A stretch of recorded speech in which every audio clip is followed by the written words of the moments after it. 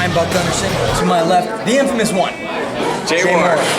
And tonight was the night here in Kitchener. The first ever Conflict champion was named, and it all started off with the first round of the tournament, and it involved RJ City versus Johnny Wave. Unbelievable match. Johnny Wave, I think he's been here a couple of times, but one hell of a match he put on here tonight against RJ He City. showed me something tonight, but so did the man who actually advanced. RJ City won, and he advanced to the semifinals. In the second match, Mike Rowlands, of course, as well as RJ City, both managed by Otto Bond. Team neckbreaker, baby. Sebastian Schwab, don't forget about Here him. in the next match, and Rowlands took on the custom-made man, Kitchener's own Marcus Ryan. And what, hey man. And that match was purely just a strategy.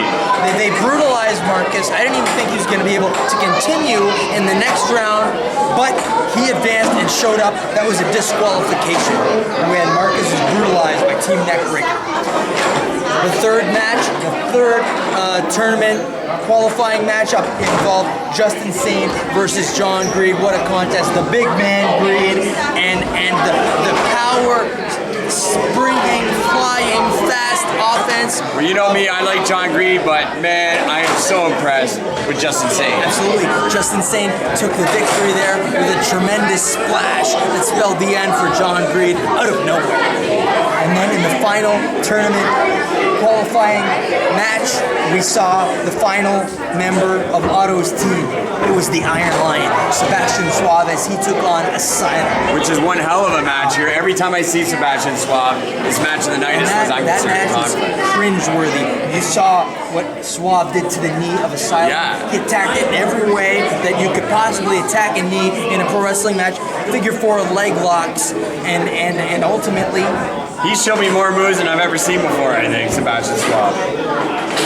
and it was effective. It was effective. Yeah, and I mean, we're talking about Asylum here. Look at the size of Asylum. Taking out Sebastian Schwab advancing in the tournament. So advance. So we have two of Otto's, three possible men advancing to the finals. And now let's start with those finals. RJ City versus Justin Sane. RJ City advanced to the finals.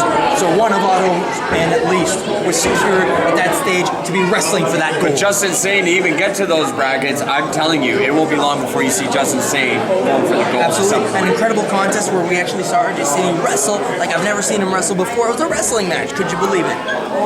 And of course, next, Otto's second man, Sebastian Schwab, took on Marcus Ryan. He almost didn't come out. I didn't think he was going to make it out. I was surprised. You were surprised. I couldn't believe Kitchener it. was surprised here in the Moose Lodge. And he won, which was even more surprising.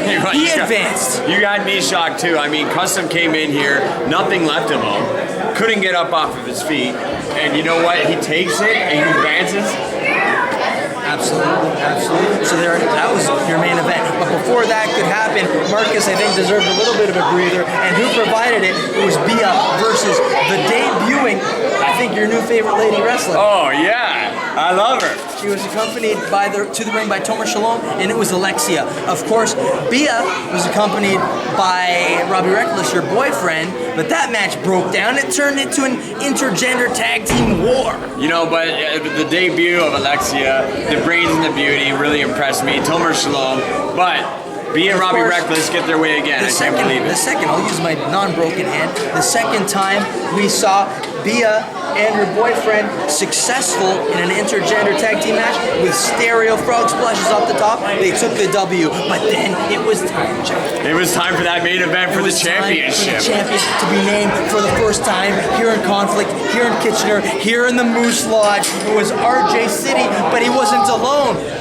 And it wasn't just Otto ringside, it was his entire team. Team Neckbreaker, baby. Schwab and Rowlands out here. Schwab, Rowlands, Otto, all accompanying RJ to the ring as he took on the custom-made man. That's it, man. Custom-made man, your hometown And hero. as all those men attacked RJ, the owner of the company himself, Duncan Marshall. Duncan Marshall, What does he want? he made his way out to ringside, and he wasn't spared the attack either. I couldn't believe it. Team Neckbreaker attacked him, threw him out to the backstage like a bag of potatoes, a bloody bag of potatoes, and they continued to attack Marcus Ryan, and it proved fruitful because Listen, Autobahn now manages your new heavyweight champion at Conflict, RJ City!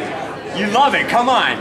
You love the ring of it, it's RJ City. It wasn't enough, was it? RJ and his team, they picked up that belt, they attacked, they continued the assault, the mugging on Marcus Ryan, all right?